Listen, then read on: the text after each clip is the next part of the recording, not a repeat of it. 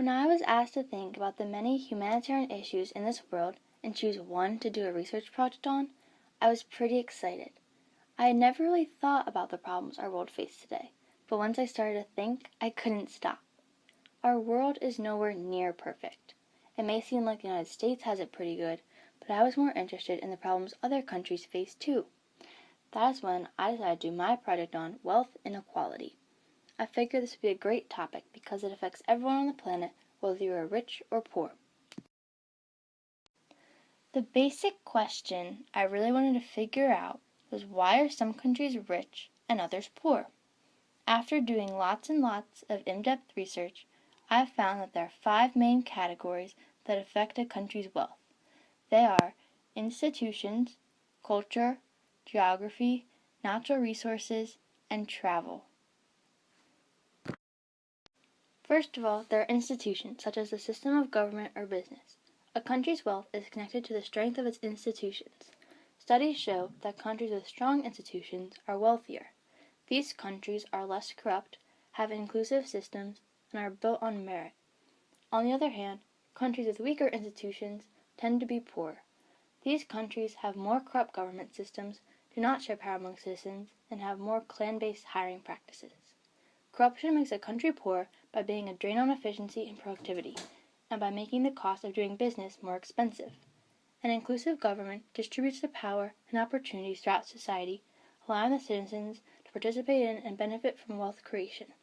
With clan-based thinking, the potential of a country is limited because jobs only go to family or friends instead of the most qualified individuals, which leads to underperformance.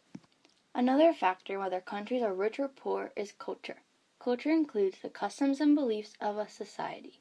People within a country tend to have a common mindset or attitude. If they have a positive, I can do this spirit, they'll be more successful and more wealthy. They believe that they can make their dreams a reality. Wealthy countries tend to promote education and reward success. In poor countries, people often feel like they are stuck in a cycle of being poor, especially if they lack education, skills, and opportunity. When they don't see a way to change anything, they probably won't even try. So they turn to religion to cope with their struggles of poverty. Statistically, data shows the countries with the highest poverty levels are also those in which people place the highest value on religious practice, like in the poorest countries where over 95% of the population is highly religious. People living in poor countries may have given hope for a brighter future and may pray to God that their next life will be better instead of actually fixing their current living conditions. The opposite is seen in more wealthy countries where only 47% of people are religious. People there work hard to make life better now without worrying about what will come in the afterlife. Next, geography plays a big role in the wealth of some countries. This is because there are dramatically different conditions found for growing plants and sustaining human life in different climates of the world. Midway between the poles and the equator, the climate is ideal for farming due to the rich soil and healthy amounts of rain. However, near the equator this is not the case. The sun is too strong, the soil doesn't have lots of nutrients in it, and is either way too wet or too dry to grow crops.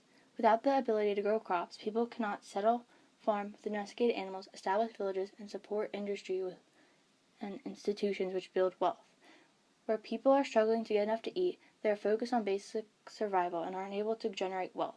Countries near the equator in the tropical region are also affected by many diseases. One in particular, called sleeping sickness, affects cattle. It is carried by the dangerous tsetse fly that sucks blood from cattle, making them very tired up to the point that it can cause death. This makes it very challenging for cattle and other domesticated animals to work plowing fields. Sleeping sickness is not the only disease countries in tropical climate are exposed to. Other common diseases in the climate affect people include malaria, yellow fever, bacterial infection, and possibly Ebola. The second to last thing that factors into a country's wealth is natural resources like oil, coal, and gold. Most people would think that any country with natural resources would be automatically rich, but that is not the case. For a country to financially benefit from having natural resources in their possession, they need strong institutions. If a resource-rich country has unstable institutions, it might be taken advantage of by stronger countries who take the resources without fairly trading for them and be left more poor. But if a country has strong institutions and natural resources, they'll become more rich because they will use their natural resources to make new products that others will want to buy and trade for. Finally, travel, or the ability to travel, cannot make a country rich or poor. Most of the poor countries tend to be landlocked or isolated, which cuts off trade, travel, and connections made with other countries. This limits any potential financial deals and the exchange of information and ideas and makes the country even poorer. One thing that struck me during my research is that these factors go way back in human history, changing the way that different civilizations evolved and setting their course for whether they be wealthy or poor and the inequalities we see around the world today. Jared Diamond, a scientist and professor at UCLA, wrote about evolutionary biology. His research is fascinating. He traced various factors to explain why the peoples of Europe and Eastern Asia came to dominate the world in wealth and power, and the original inhabitants of the Americas, Africa and Australia, were largely wiped out. He notes that because of the favorable geography, climate, and resources, Europeans developed faster than the rest of the world, and by 1500s were living in the Iron Age with swords and guns, had domesticated animals, had written language, had ships, and had political organization, all of which were huge advantages in conquering other lands that were still living as hunters and gatherers in the Stone Age, and plus they brought diseases to the New World that the natives had no resistance to. Now that we see that some of the root causes of wealth inequality began thousands of years ago, let's look at how wealth inequality affects our world today. First, let's look at poverty levels based on income, using the 5 categories of poor, low income, middle income, upper middle income, and high income. You will see this. By far the largest percentage of the world, 56%, over half, are low income, when people live on $2 to $5 a day. Next, 15% of the world's population who are considered poor because they live on less than $2 a day. Then there is middle income, where 13% of people live on $10 to $20 a day. There's also upper middle income, where 9% of the world makes $20 to $50 a day.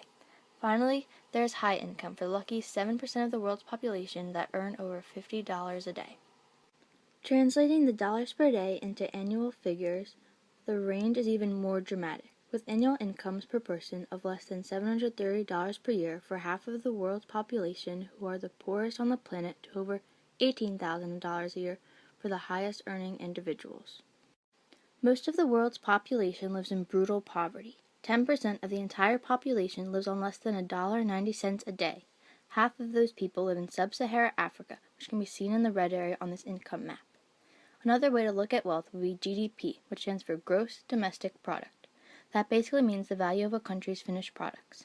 As you can see, most of Africa is very light, which means it has a low GDP. The darkest parts, or the most wealthy areas, include the eastern United States, Western Europe, and Eastern Asia.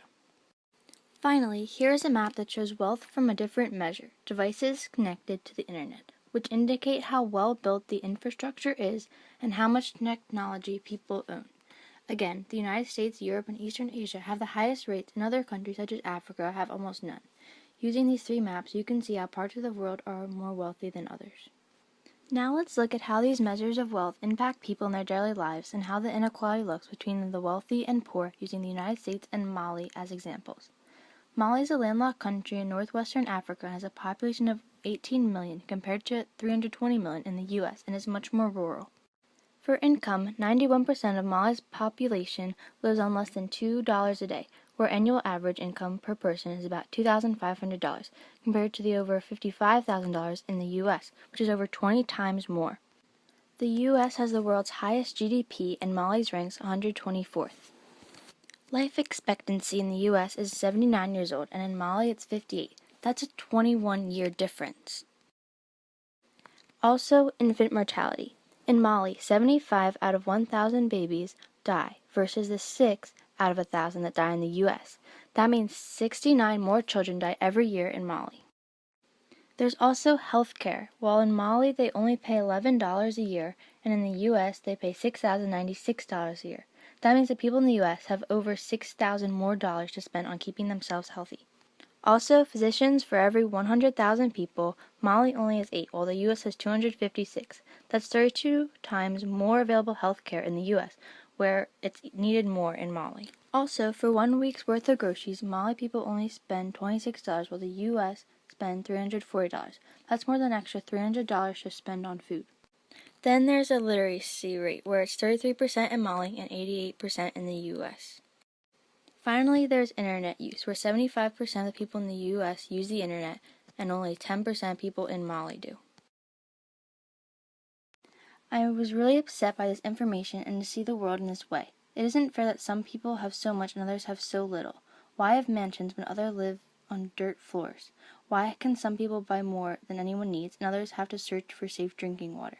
Why can't everyone benefit from innovations, education, and healthcare? To fix this inequality in the world, the have should share with the have-nots, sharing the wealth and helping everyone have a life that isn't a daily struggle for basic needs. But I know this isn't realistic. A more feasible approach might be to partner wealthy and poor nations together so they can help each other out. They could build mutually beneficial connections, trading ideas and products, responsibly using resources, increasing opportunities, and taking care of those who have the least. It might be easier to convince the wealthy to give up some of their wealth if they see an investment in a more stable and peaceful world, and healthier, longer lives, and providing opportunities for everyone to achieve their potential, earn their fair share, and participate in the global economy, building a bigger pie so everyone can have a piece.